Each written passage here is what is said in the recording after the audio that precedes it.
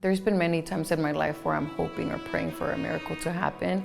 But my most recent one was when my daughter got diagnosed at the age of 3 months with a huge heart murmur. That day I felt like God had forgotten about me. When my daughter was born, she would cry too much. And me being a newly mother, I didn't know what was wrong with her. And I took her to the hospital in Long Beach. They did an emergency x-ray just to make sure there was nothing really going on. And the doctors rush in and they're like, your daughter has to go to intensive care unit. They tell me that my daughter has a huge heart murmur that is almost like as big as her heart. All the blood and all the water are going into her lungs. And if you wouldn't have brought her in, your daughter wouldn't have made it because she's already developing like a very severe infection. As a parent, that was the worst thing I could have ever heard. I started questioning him. Why are you doing this to me? Do you hate me that much? So when the doctors tell me that news, they take her to the ICU. I see my daughter is hooked with all these cables. She's little and she's just laying there so vulnerable.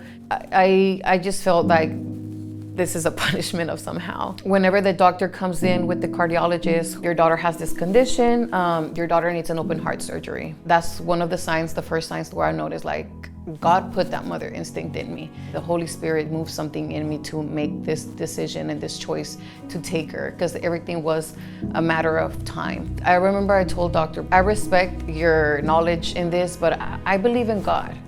And I'm gonna pray to God, and I know God's gonna heal my daughter. And he said, I respect whatever you believe in, but I've been a pediatrician for 20 years, and your daughter is gonna need the surgery. And I sat down in my living room, and I yelled at God. And I told him, have I offended you in any way? Am I not worthy of your love? I was like, take my daughter, if that's what you want. Because at the end of the day, she's not mine. But I just wanna let you know that if you take her, you're gonna kill me. You're gonna destroy me because that's the only thing that I have. I've lost everything.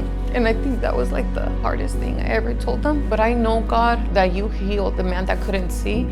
You recovered his eyesight. I remember you healing that man that couldn't walk.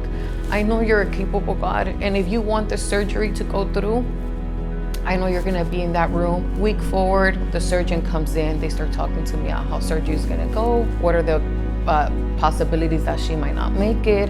He came back and he told me, I don't know what you prayed to. He's like, I don't know what you did. Your daughter no longer needs the surgery. A piece of tissue grew, and I've never seen a piece of tissue grow in that part of the heart, and they confirmed that my daughter doesn't need the surgery. My daughter is now 6 years old. She never had the surgery, and that is when I knew that God had never left me alone. After that day, I decided to give my life to God. No matter what we're going through, keep praying to God.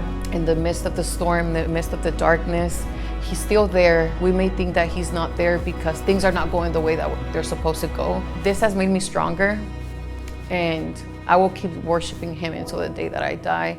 And that's my testimony.